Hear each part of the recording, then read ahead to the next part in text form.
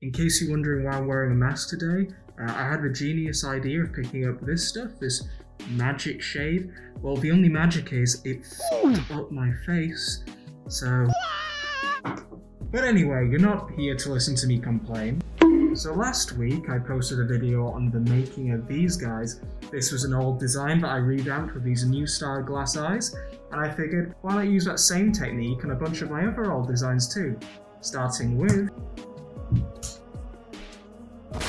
this here is Scree.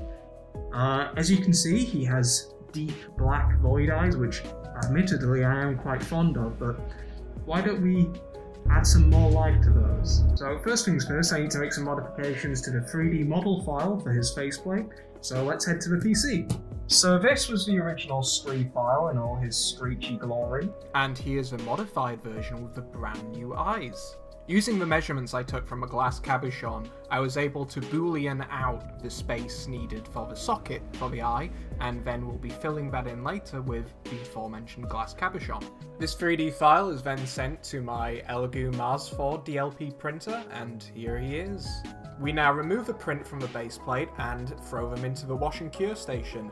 Again, really need to replace the isopropyl alcohol in there, but I am lazy.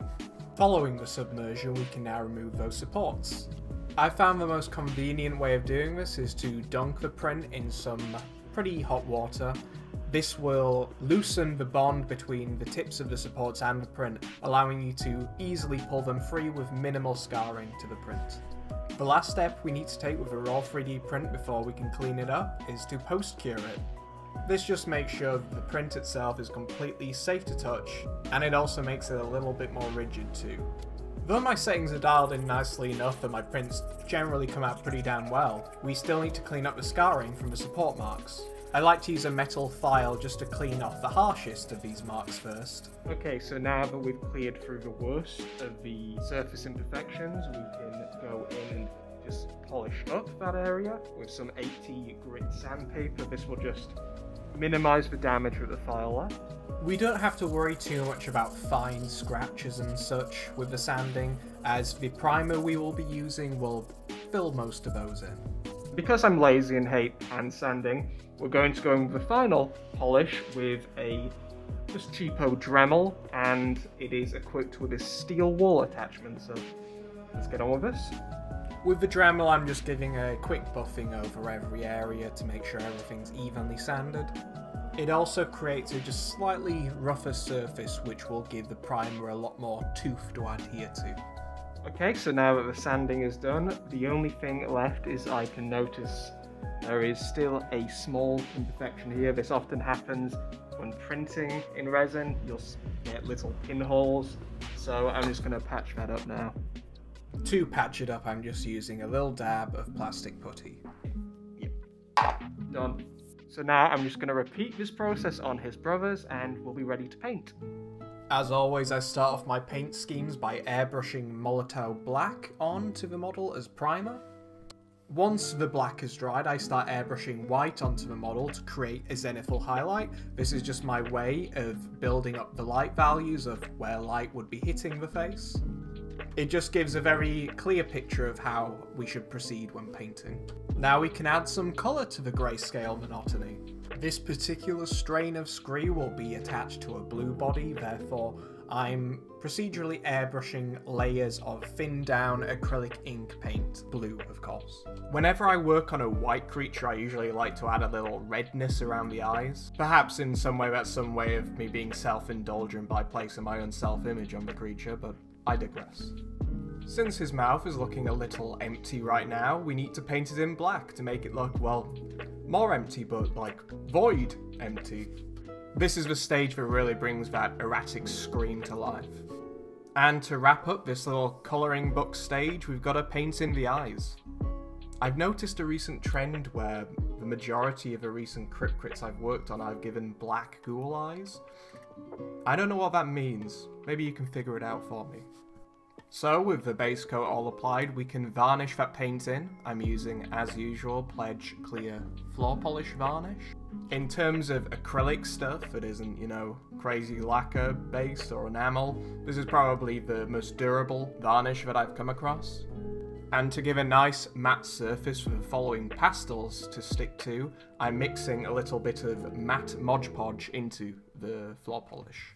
Now we're going to be using chalk pastels for shading. Before I start applying them, we need to sand down the chalk pastels, so I essentially just rub them against sandpaper to form a makeshift palette.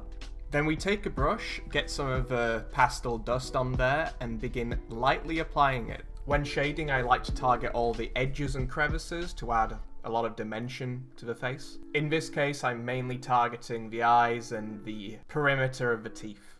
To make sure that pastel chalk is sealed in nicely, we just repeat the same varnishing step from before. Since eyes are generally kind of wet and not dry, we need to gloss up those eyes. To do this, I use UV gloss nail polish gel. You could also use UV resin, I just find the gel goes on a lot smoother. After we cure the gel, we can start working on the cabochon iris. As you can see here, I have some printed out eye designs, and with these we're just going to add a dab of diamond glazed dimensional glue, and then we drop the glass cabochon on top of this, give it a little budge around just to make sure all the bubbles are dispersed, and then we leave it to dry. After a couple hours we can cut off the excess paper, and now we can perform the eye surgery. I use the same glue I used for the cabochons to actually attach the cabochon into the socket, and once it's firmly in there we just give it another couple hours to dry. Whilst we wait, we can crack on with the body. The Crip bodies are all repurposed plush toys. The first step I take is I remove all the unsightly tags. Then I sever its cutesy little maw so we have an entry point and also a flatter surface for the faceplate to attach to. This entry point will be necessary later for when we attach the claws. I also use some nippers to pry out the backing pins for the eyes there and then rip them out. The body is prepped now and we can start painting. As usual, I'm airbrushing paint onto the stuffed body.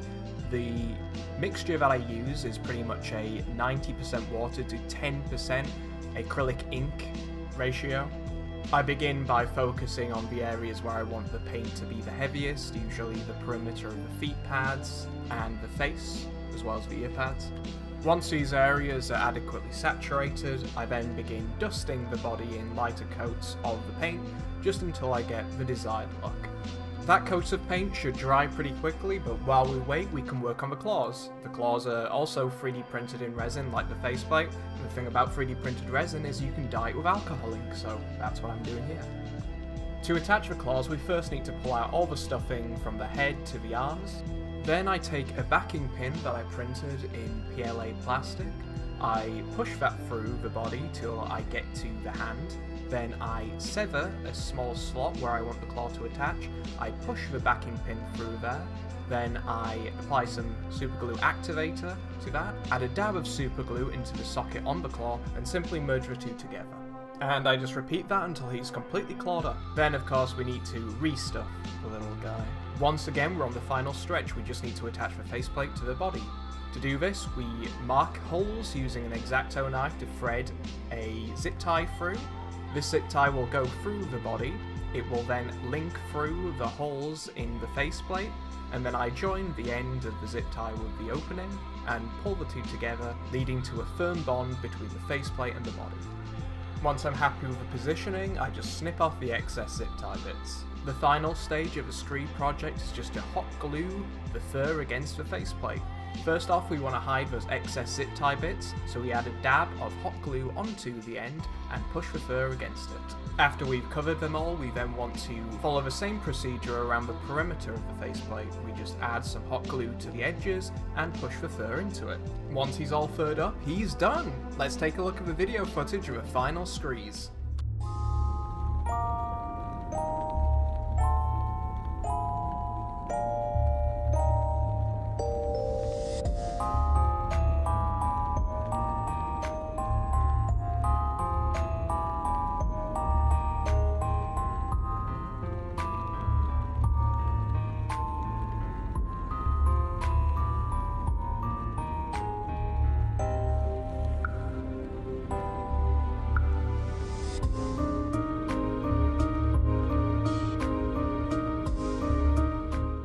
Thanks so much for checking out the video, guys. Now, I'm not sure when this video will be going up, but these guys will be going up on the store on Sunday the 10th at 8 PM GMT. If it's posted after that, then I guess they're already on there. Link to check that out in the description. If you want to see more videos like this, I do plan on making a lot more, so please hit the sub button and drop me a like if you could. That'd be great. Anyway, thanks again, and see you in the next one.